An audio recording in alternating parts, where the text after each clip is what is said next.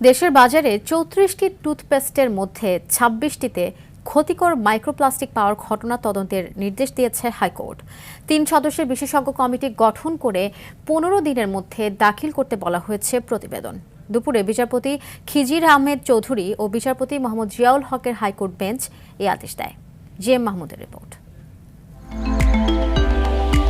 বর্তমান সময়ে দাঁত পরিষ্কার করতে টুথপেস্ট ব্যবহার করেন না এমন মানুষ খুঁজে পাওয়া দুষ্কর। শিশু থেকে বৃদ্ধ সব বয়সী মানুষের দৈনন্দিন জীবনে এটি অতি প্রয়োজনীয় একটি উপকরণ।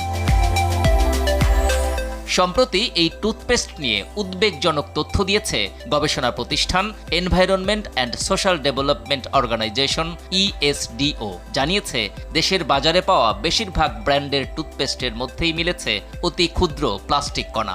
এর মধ্যে শিশুদের জন্য তৈরি টুথপেস্টও রয়েছে। এমন তথ্য দেশে নতুন আলোচনার জন্ম দিয়েছে।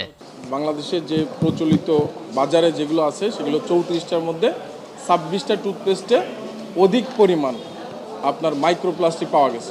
এ বিষয়ে তদন্ত চেয়ে সোমবার হাইকোর্টে রিট করেন সুপ্রিম কোর্টের এক আইনজীবী। মঙ্গলবার দুপুরে রিটের শুনানি শেষে বিশেষজ্ঞ কমিটি করে 15 দিনের মধ্যে প্রতিবেদন দাখিল করার নির্দেশ দিয়েছে আদালত। মানুষের শরীরের জন্য কতটা ক্ষতিকর সেইটা টেস্ট করে এবং এই যে টুথপেস্টে যে প্লাস্টিক পাওয়া যাচ্ছে সেটা পরিবেশের জন্য কতটা ক্ষতিকর এই রিপোর্টটা করার জন্য এই কমিটিটা ওনারা করেছেন। যেগুলোতে প্লাস্টিক পাওয়া গেছে বা যদি যায় তাহলে সেটা কেন অপসারণ করা হবে না। দন্ত চিকিৎসকদের মতে দাঁত সাদা করতে অনেক টুথপেস্টে মাইক্রোপ্লাস্টিক ব্যবহার হয়ে থাকে। তবে বিএসটিআইয়ের নির্দেশনায় টুথপেস্টের উপাদান তালিকায় মাইক্রোপ্লাস্টিক নেই। তাই এ বিষয়ে কোম্পানিগুলোর জন্য বাধ্যতামূলক বিধি প্রণয়ন জরুরি বলে মনে করেন বিশেষজ্ঞরা।